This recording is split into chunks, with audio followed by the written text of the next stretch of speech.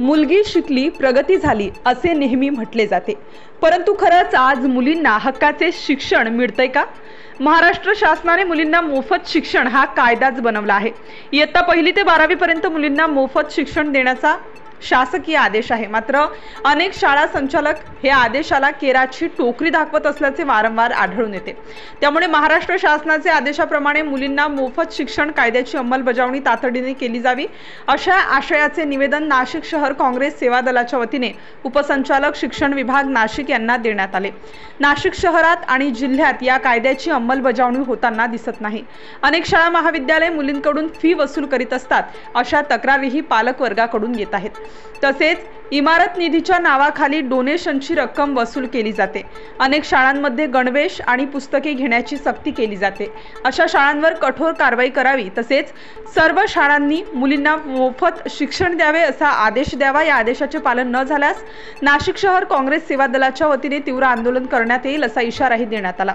यावेळी नाशिक शहर काँग्रेस सेवा दल शहराध्यक्ष डॉक्टर वसंत ठाकूर, धोंडीराम बोडके, नाशिक रोड ब्लॉक काँग्रेस सेवा दलाचे अध्यक्ष सिद्धार्थ गांगुर्डे, अशोक लहामगे, ज्ञानेश्वर चव्हाण, अनिल बहोत, संतोष हिवाळे, लहू जाधव, राजन बनसोडे, जहीर अली कलीम शेख, राजू गांगुर्डे, हेमंत परदेशी आदी पदाधिकारी उपस्थित होते।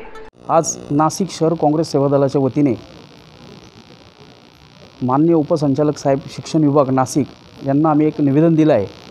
महाराष्ट्र शासनाने गेल्या काही वर्षांपासून मुलींना मोफत शिक्षण 1ली ते 12वी पर्यंत दिले जाते, परंतु काही मनमानी शिक्षण संस्था हे मुलींकडनं फी आणि डोनेशन हे सक्तीने वसूल केले जात आहे।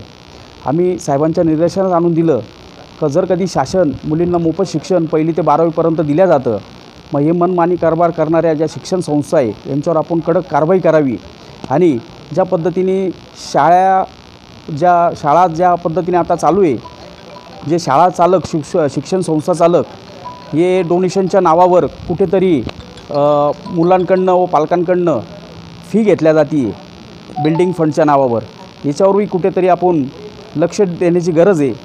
साहेबांनी आम्हाला सांगितलं आहे की मी आजच एक परिपत्रक काढतो आणि सर्व शिक्षण संस्था चालकांना असा आदेशित करतो का 1ली ते 12वी पर्यंत कुठल्याही मुलीकडनं फी वसूल करू नये आणि त्यांना मोफत शिक्षण द्यावं असं त्यांनी आम्हाला आज आश्वासित केलं आहे।